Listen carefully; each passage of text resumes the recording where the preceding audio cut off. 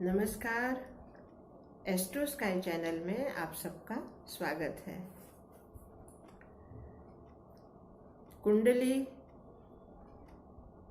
कुंडली के ग्रह, राशियां और आगे आता है नक्षत्र। दोस्तों, राशि और नक्षत्र ये हमेशा स्थिर रहते हैं, ये चर नहीं है, अर्थात ये चलते नहीं हैं। और ग्रह ये भ्रमण करते हैं, ये घूमते हैं, आगे बढ़ते हैं, इसलिए इन्हें चर कहा। चर मतलब चलने वाला। अब गोचर किसको कहते हैं? गो अर्थात ग्रह या पिंड, और चर मतलब चलने वाले। जो चलने वाले पिंड हैं, जो घूमने वाले पिंड हैं, उनको कहते हैं, वो जब चलते हैं तो उसको कहते हैं गोचर। तो ग्रहों का गोचर भ्रमण अर्थात ग्रह जब घूमते हैं, आगे बढ़ते हैं, तो जिस राशि पर वो भ्रमण कर रहे हैं, अर्थात जिस राशि से वो चल रहे हैं, अधिकतर यही ध्यान रहता है कि अमुक ग्रह इस राशि से भ्रमण कर रहा है, या इस राशि पर अगर ये ग्रह आया है तो उसका क्या प्रभाव होगा, इस राशि पर अगर ये ग्रह आया है तो उसका क्या प्रभाव होगा। लेकिन सिर्फ राशियों का भ्रमण देखने से पूर्ण फलित नहीं हो पाता। जिस तरह राशियों का हम देखते हैं कि राशि से ग्रह चल रहा है और उस राशि के लिए जातक को उस राशि पर चल रहे ग्रह का क्या प्रभाव होगा या उसका क्या फल मिलेगा। लेकिन देखना ये पड़ता है कि वो ग्रह उस राशि के कौन से नक्षत्र से चल रहा है, क्योंकि जिस तरह राशि के स्वामी होते हैं उसी तरह नक्षत्र के भी स्वामी होते हैं, और नक्षत्र के देवता भी होते हैं। तो मान लो एक ग्रह कोई भी, किसी एक उदाहरण के तौर पे अगर हमने चंद्रमा को ही ले लिया कि चंद्रमा अगर कर्क राशि से भ्रमण कर रहा है, तो चंद्रमा के भ्रमण से कर्क राशि अर्थात चंद्रमा की स्वराशि है, तो वो अपनी ही राशि से भ्रमण कर रहे हैं। तो साधारणतः उत्तर ये आएगा कि भाई चंद्रमा अपनी राशि से भ्रमण कर रहे हैं तो उस व्यक्ति को मानसिक स्वास्थ्य मिलेगा, या उसको माता का प्यार मिलेगा, माता का स्नेह मिलेगा, माता का आशीर्वाद मिलेगा, और माता से संबंधित उसके कार्य सिद्ध होंगे, या उसकी उच्च शिक्षा अच्छी होगी, या उसका जो परिणाम है उच्च शिक्षा का वो अच्छा आएगा, वो अच्छे नंबरों से उत्तीर्ण होगा। इस तरह से कर्क राशि के जो फल हैं वो हम साधारणतः कहते हैं कि भाई ये फल मिलेगा।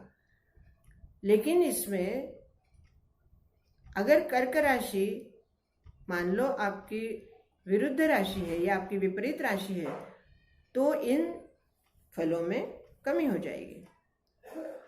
और राशि अगर आपकी अनुकूल राशि है तो आपको उसका अनुकूल फल मिलेगा, शुभ फल मिलेगा। ये तो साधारण बात हुई।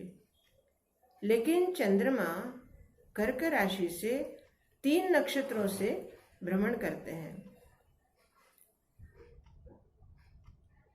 पुनर्वसु, पुष्य और अश्लेषा।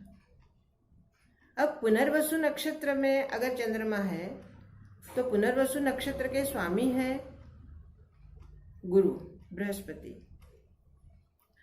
पुष्य नक्षत्र पे आते हैं तो पुष्य नक्षत्र के स्वामी है शनि, और अश्लेषा नक्षत्र पे आते हैं तो अश्लेषा नक्षत्र के स्वामी है बुध। अर्थात 3 नक्षत्रों से भ्रमण जब करते हैं चंद्रमा, तो नक्षत्रों का भी अलग अलग फल मिलता है। राशि तो एक हुई कि कर्क राशि में स्वराशि से चंद्रमा भ्रमण कर रहे हैं, लेकिन जो फल पुनर्वसु नक्षत्र से भ्रमण करते समय मिलेगा, वही फल पुष्य नक्षत्र से भ्रमण करते हुए नहीं मिलेगा, या वही फल अश्लेषा नक्षत्र से भ्रमण करते हुए नहीं मिलेगा, क्योंकि पुष्य नक्षत्र शनि का नक्षत्र है और चंद्रमा और शनि की आपस में मित्रता नहीं है। जब हम अश्लेषा पे आते हैं तो अश्लेषा का स्वामी है बुध, और बुध और चंद्रमा की भी मित्रता नहीं है। अगर पुनर्वसु से भ्रमण करते हैं तो पुनर्वसु के स्वामी हैं गुरु, जो कि चंद्रमा और गुरु की मित्रता है। अब ऐसे में फल कैसा मिलेगा? अब हमें देखना पड़ेगा कि इनके देवता कौन है। जैसे मैंने कर्क राशि चंद्रमा इसलिए उदाहरण के लिए लिया है कि अधिकतर लोगों को लगता है कि पुष्य नक्षत्र में स्वर्ण खरीदा जाता है, रवि पुष्य, गुरु पुष्य, तो ये पुष्य नक्षत्र को इतना शुभ क्यों माना गया है? पुष्य नक्षत्र के स्वामी है शनिदेव, लेकिन पुष्य नक्षत्र के जो गुरु है, जो देवता है, वो बृहस्पति है। और बृहस्पति देवता शनि के स्वामी, मतलब पुष्य नक्षत्र के स्वामी है शनिदेव, और उनके देवता हैं गुरु बृहस्पति।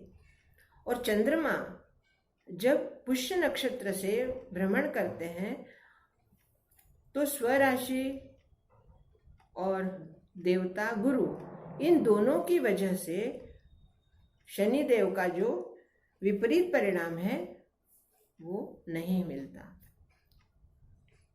और इसी वजह से पुष्य नक्षत्र को शुभ माना गया है, क्योंकि पुष्य नक्षत्र के देवता गुरु हैं।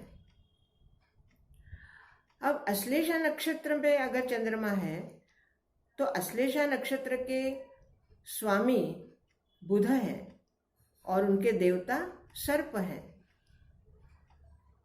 तो अश्लेषा नक्षत्र पे जब भ्रमण होता है चंद्रमा का, तो एक तो राशि स्व होने के बावजूद भी नक्षत्र स्वामी बुध और देवता सर्प, इन दोनों की ही वजह से अश्लेषा नक्षत्र दूषित माना गया है।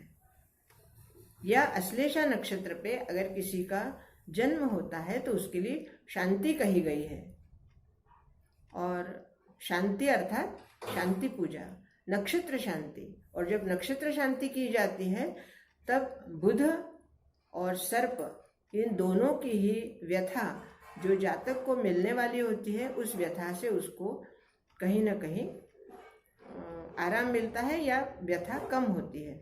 इसलिए नक्षत्र जो दोषी नक्षत्र माने गए हैं, उन जिसे मूल नक्षत्र भी कहते हैं, तो इसलिए अश्लेषा नक्षत्र की शांति करवाई जाती है, ताकि उस जातक को उसके मानसिक स्वास्थ्य में किसी भी तरह का कोई दुष्परिणाम ना हो। दोस्तों,